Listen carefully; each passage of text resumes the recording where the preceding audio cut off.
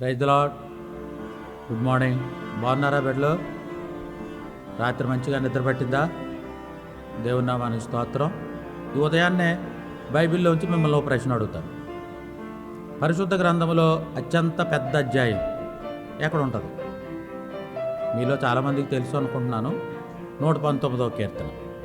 ఈరోజు హెబ్రోన్ క్యాలెండర్లో దేవుడు మనకిచ్చిన వాగ్దానం ఏంటంటే 119వ కీర్తన 12వ చరణం.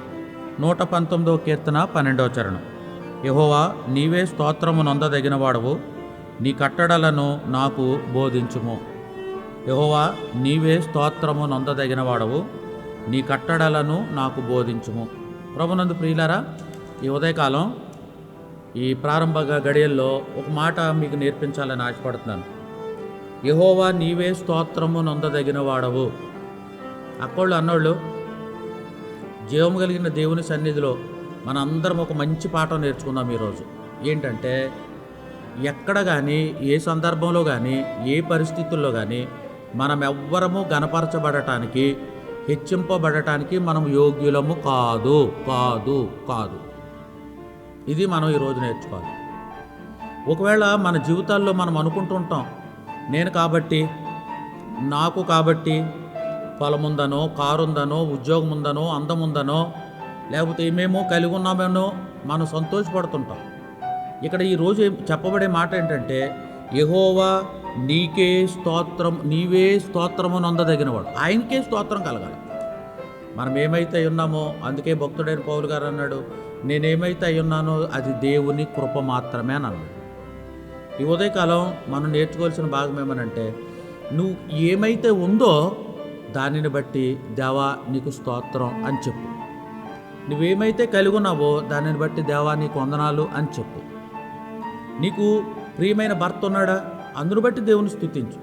ఎంతమంది భర్తలను కోల్పోయిన సహోదరులు ఉన్నారు? వాళ్ళ బాధను ఒకసారి చూడండి, ఎంత వర్ణనాతీతం. కొంతమంది భార్యలు లేనోళ్ళు ఉన్నారు, వాళ్ళ బాధ చూడండి, ఎంత వర్ణనాతీతము. కొంతమంది బిడ్డలు లేనోళ్ళు చూడండి, ఎంత వర్ణనాతీతము. కొంతమంది తినడానికి భోజనం లేనోళ్ళు. దేవుడు నీకు ఎన్ని ఇచ్చాడు అనంటే దేవునికే స్తోత్రం చెప్పాలి. ఒక చిన్న మాట చెప్పి నేను ప్రార్థన చేస్తాను.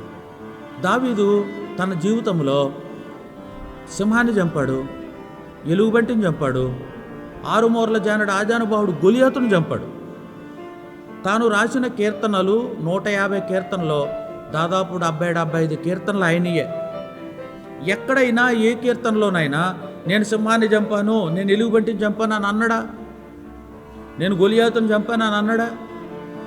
దేవా, నీకే మహిమ, నీకే ఘనత, నీకే స్తోత్రం అని అన్నాడే కానీ తనకు తాను మహిమ తెచ్చుకోలేదు. రెండోది, ఇందాక నిన్నటి దినాన్ని చెప్పాను, సంసోను సొమ్మసిల్లిపోయిన పరిస్థితుల్లో ఉండి దేవుని చేత బలపరచబడ్డాడు. ఆయన ఒక పచ్చి గాడిద దవడ ఎముకతోటి 1000 మందిని చంపాడు. నేనైతే ఏం చేద్దానంటే, ఏ గాడిద దవడ ఎముకతోటైతే 1000 మందిని చంపానో ఆ గాడిద దవడ ఎముకను ఫోటో తీసుకొని ఫ్రేమ్ కట్టించుకొని మా ఇంట్లో తగిలించుకుందాం. వచ్చిన వాళ్ళందరూ అడుగుతారు, ఏంటండి ఆ ఫోటో ఏంటండి అని అంటారు. నేను కాబట్టి 1000 మందిని చంపాను అని చెప్పుకునేవాడిని. ఆ గాడిద దవడతో ఎముకతోటి చంపాడు. మీరు ఇంటికి వెళ్ళిన తర్వాత చదవండి. ఆ గాడిద దవడ ఎముకను చంపి 1000 మందిని చంపి ఆ ఎముకను అవతల పడేసి వెళ్ళిపోయాడు అంతే. అంటే మహిమంతా ఎవరికి కావాలి? దేవునికి కావాలి. నువ్వెవరో నేనెవరిని మహింపరచబట్టడానికి? మన గొప్పలు చెప్పుకోవడానికి మనం ఎంతటోళ్ళు? దేవుడు మనల్ని ప్రేమించి ఈ స్థితికి తీసుకొని వచ్చాడు. అది కేవలం దేవుని కృప. దేవా, నీ ప్రేమకు వందనాలు.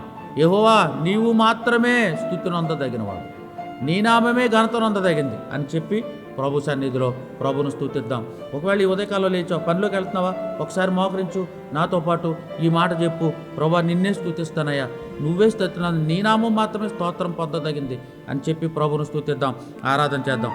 మరలా చదువుతున్నాను. యెహోవా, నీవే స్తోత్రము పొందదగిన వాడవు, నీ కట్టడలను నాకు బోధించుము. ప్రార్థన. ప్రేమ కలిగిన తండ్రి, నువ్వు మాత్రమే స్తుతి నొందదగిన వాడవు, నీకే మహిమ, నీకే ఘనత, నీకే స్తుతి స్తోత్రాలు అంటూ నిన్ను స్తుతించడానికి, ఆరాధించడానికి కావలసిన మీ కృప దయచేయమని అనుగ్రహించి నీ రోజు కొరకు వందనాలు చెల్లించి మా బిడ్డలందరినీ మీ కౌగిట్లో భద్రపరచమని యేసు నామములో స్తుతించి ప్రార్థించి బ్రతిమాలి అడిగి వేడుకుంటున్నాను పరమ తండ్రి. ఆమెన్. Praise the lord.